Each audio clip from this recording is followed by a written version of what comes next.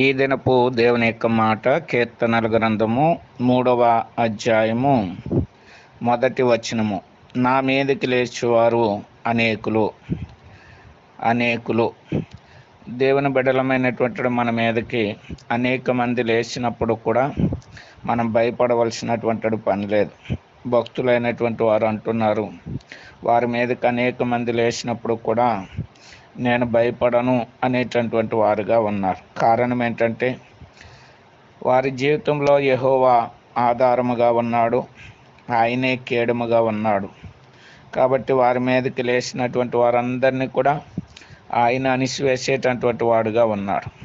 వారి జీవితాల్లోనే కాదు, మన జీవితంలో కూడా మన మీదకి అనేక మంది లేచినప్పుడు మనము దేవుణ్ణి ఆధారం చేసుకుంటే గనక మనం భయపడవలసినటువంటి పని లేదు. కాబట్టి ఆ రీతిగా దేవుడి మీద ఆధారపడి ఆయన ఇచ్చేటువంటి విజయాన్ని పొందుదుముగాక.